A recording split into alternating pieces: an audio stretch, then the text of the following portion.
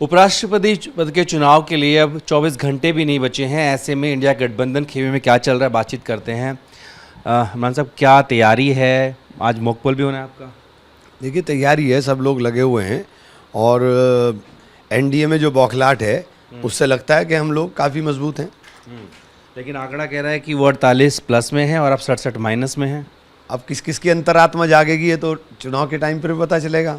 अंतरात्मा जाग गई तो फिर वी सुदर्शन रेड्डी साहब जीत जाएंगे। क्या लग रहा है, बातचीत हुई है किसी से?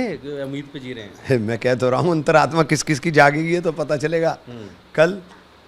दूसरे में ये भी सवाल खड़े हो रहे हैं कि उपराष्ट्रपति पद के चुनाव हैं, पंजाब में बाढ़ है, बिहार में चुनाव और एसआईआर का मुद्दा, और ऐसे में राहुल गांधी जी मलेशिया गए हैं। ना सिर्फ बीजेपी बल्कि आम आदमी पार्टी भी सवाल खड़े कर रही है। नहीं तो राहुल जी पर ही सवाल खड़े कर रहे हो, राहुल जी पर ही सवाल खड़े हो। सरकार आम आदमी पार्टी की, केंद्र में सरकार भारतीय जनता पार्टी की।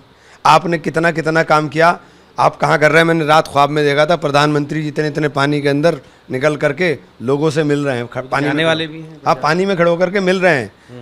मुझे बहुत अच्छा लगा कि प्रधानमंत्री देश का इतने इतने पानी के अंदर मिल रहा है। फिर मैंने देखा और ये तो ख्वाब था, आँख खुल गई मेरी।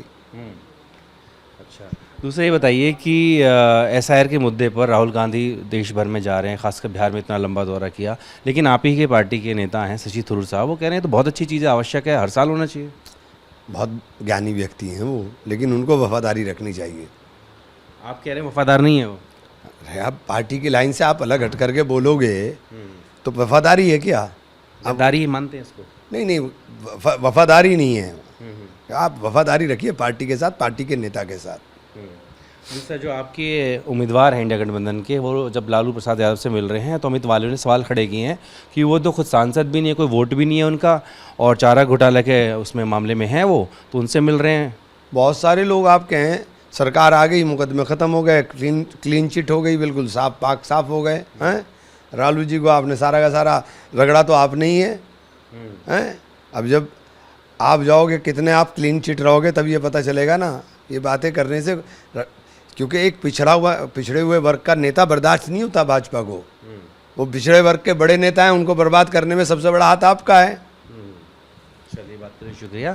तो इंडिया गठबंधन को उम्मीद है कि जो उनके उम्मीदवार हैं वी सुदर्शन रेड्डी, वो उपराष्ट्रपति पद का चुनाव जीत जाएंगे। वीडियो से होगी राजू यादव के साथ जितेंद्र भाटी, टीवी ने भारतवर्ष, दिल्ली।